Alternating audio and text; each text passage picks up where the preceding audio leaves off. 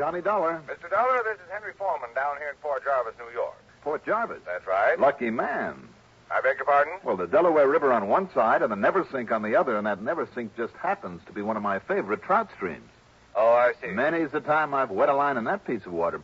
Foreman, did you say? Yes, I'm the local representative for Inter-Allied Life Insurance Company. What can I do for you, Mr. Foreman? Not for me, Mr. Dollar, but for one of my clients. I should say the husband of one of our clients, one of our rather important clients. Yes?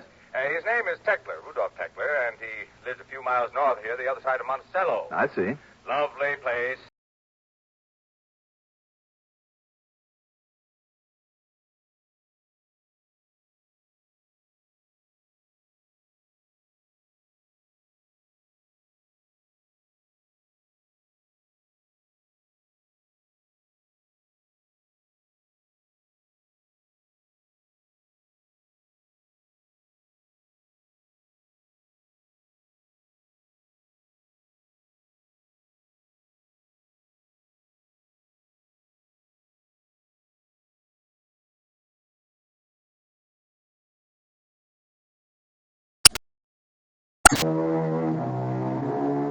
Expense account submitted by Special Investigator Johnny Dollar to the Inter-Allied Life Insurance Company office in Port Jarvis, New York.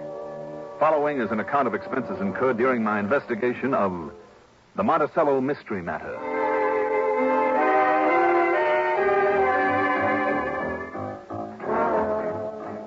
Expense account item 1, $9.10 plane fare to New York. Item 2, $50 deposit on a rental car. I picked up Route 46, then 23, and some 70-odd miles later, pulled into Port Jarvis at the point where Pennsylvania, New Jersey, and New York all come together. It's a nice little city there on the Delaware. Quite a railroad center, and even better known for its glass companies. Henry Foreman's office was on Main Street, and after the usual howdy-do's, I again asked the question. Believe me, Mr. Dollar, I don't know anything more about it than I told you on the phone. But in view of this company's policy of service to its clients, service of any kind, well, I felt we must accede to his request that you be brought down here. I see. And after all, when you consider the size of Mrs. Teckler's life policy alone, the annual premiums we collect on it, and remember this too, sir.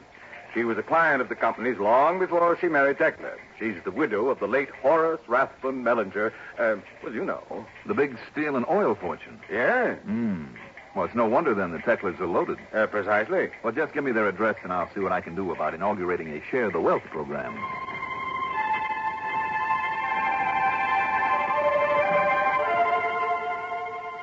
I drove north on 42 for some 25 miles to Monticello.